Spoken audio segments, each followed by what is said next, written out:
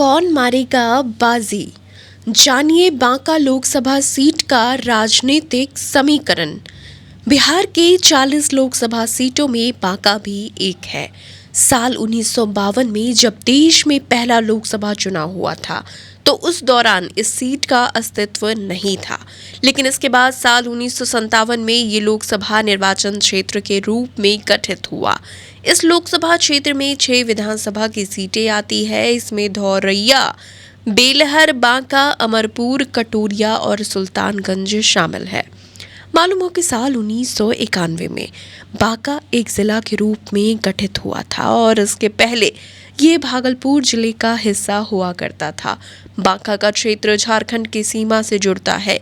यहाँ वन है और यहाँ कई जंगली हंस, बत्तख, चील आदि पक्षी पाए जाते हैं। कहा जाता है कि बांका के असौता गांव को महारानी चंद्र ज्योति ने बसाया था। इस जगह पर कई किले के अवशेष भी देखने को मिल जाते हैं। इन किलों को महारानी के द्वारा बनवाया गया था। यहाँ का ज्येष्ठ गौरनाथ शिव मंदिर कई सालों से लोगों के आस्था का केंद्र है। यहाँ पर ही प्रसिद्ध मंदार पर्वत स्थित है। इसे पापहरनी भी कहते हैं। पापहरनी के बीच में भगवान विष्णु और लक्ष्मी का मंदिर है। बांका भागलपुर के पास बसा हुआ शहर है। यहाँ पहुँचने के लिए बस और ट्रेन का प्रयोग किया जा सकता है। यहाँ से कई ट्रेनें होकर गुजरती है। साल 2024 में बांका का विकास कार्य जारी। बांका जिले में कई सरकारी योजनाओं पर कार्य किया जा रहा है। यहाँ करोड़ों की लागत से प्रखंड क्षेत्र में 7 महत्वपूर्ण सड़कों को प्रशासनिक स्वीकृति मिल चुकी है और इसके बाद जल्द ही यहाँ सड़कों का निर्माण कार्य पूरा हो जाएगा। प्रशासन की ओर से कई सड़क योजनाओं की स्वीकृति प्रदान की गई। इसके बाद यहाँ के लोगों को इसका लाभ अवश्य मिलेगा और इनमें जगनकित्ता, साधुपुर से रंगगांव व पसाना तक धौरैया नवादा मुख्य मार्ग से बलियास मिल्की होते हुए बीरलपुर, धौरैया चौक से घसियार, अंका से लेकर लवकीटी कर मध्य विद्यालय पैर से पासवान टोला पैर तक, सरकारी घोड़ा से जोगटिक्का ऊपरी मंडल टोला की सड़क शामिल है। इन इलाकों में सड़क निर्माण को लेकर प्रशासनिक स्वीकृति दी गई है। साल 2024 के चुनाव पर टिकी सभी की नजर। साल 2024 में एनडीए में हुई सीट शेयरिंग के बाद ये सीट एक बार फिर से जदयू के हिस्से में आई है।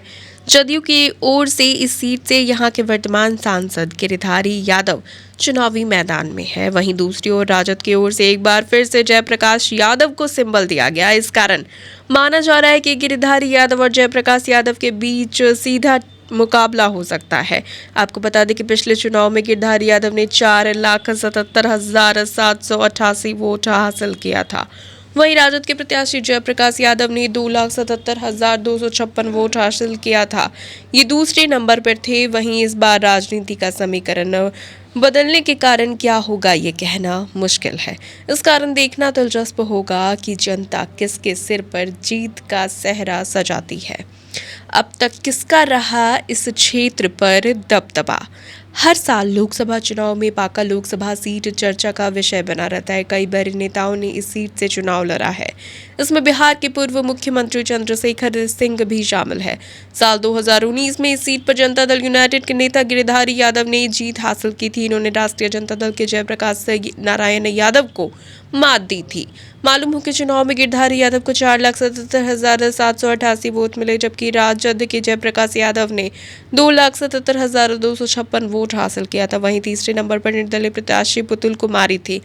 इन्हें 1,03,729 वोट मिले थे। आपको बता दें कि इस लोकसभा सीट को समाजवादियों का गढ़ माना जाता है। चंद्रशेखर सिंह, जॉर्ज फर्नांडिस, मधु लियमे और दिग्विजय सिंह ने भी यहां से चुनाव लड़ा है। साल 2014 में मोदी लहर के बावजूद यहां भाजपा की जीत दर्ज नहीं हुई थी। वहीं साल 2019 में एनडीए के उम्मीदवार गिरिधारी यादव ने जदयू के टिकट पर यहां से जीत दर्ज की थी। उन्होंने आरजेडी के प्रत्याशी को भारी मतों से पराजित किया था। आरजेडी के जयप्रकाश नारायण यहां से सांसद थे और उनकी सीट यहां से चली गई थी। साल 2024 के चुनाव को लेकर सभी पार्टियों ने तैयारी तेज कर दी है बांका सीट को। यादव बहुमूल्य इलाका कहा जाता है और इसके अलावा यहाँ स्वर्ण, महादलित, मुस्लिम और अति पिछड़ा वोटर्स भी अहम फैक्टर्स माने जाते हैं। अभी के लिए इतना ही। अब जाते जाते हम आपके लिए एक सवाल छोड़ जाते हैं। आपके अनुसार एनडीए या महागठबंधन में किस प्रत्याशी का पलड़ा बांका में भारी है?